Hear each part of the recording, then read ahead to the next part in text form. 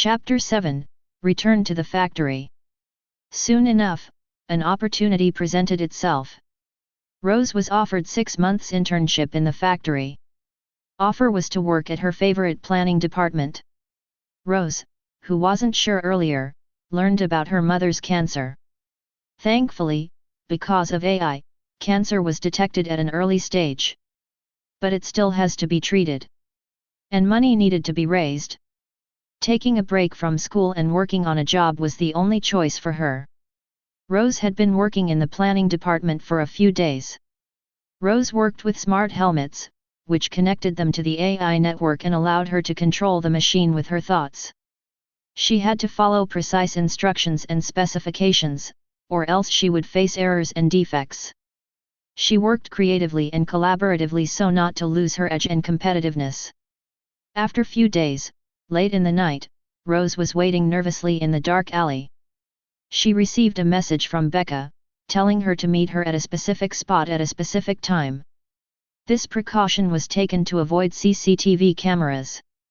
Becca said it was urgent and had to be done now or never. A hooded figure appeared from the shadows. It was Becca. Becca walked towards Rose and handed her a flash drive. Becca said it contained a virus that could hack the AI's system defenses. She asked Rose to smuggle it inside the factory in her shoe to avoid detection.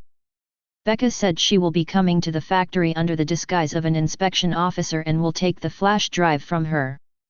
The flash drive had to be plugged into a computer in the factory at 1 p.m. Becca asked Rose to be extra careful. Becca said she was proud of her, that she admired her. Becca said that money will be provided for her mother's treatment as soon as Rose completes her job. Becca said that she hoped they would succeed and more so, survive at the end of this. The next day, as everyone leaves for lunch, Rose excused herself and headed to the computer room. She had transferred the flash drive to her pocket, hidden under her jacket. She knew that she was way too much involved and now there was no turning back. She knew she had to be quick before the AI noticed her. She knew she had to be brave before she changed her mind. She reached the computer room and saw Becca standing there, taking some reading. Becca went into the computer room and pulled her in too. She would be caught standing outside the computer room, said Becca. Rose reached for the computer. Becca asked her to plug in the flash drive while she was attaining the computer and punching the commands. She had the flash drive in her hand, ready to plug it in.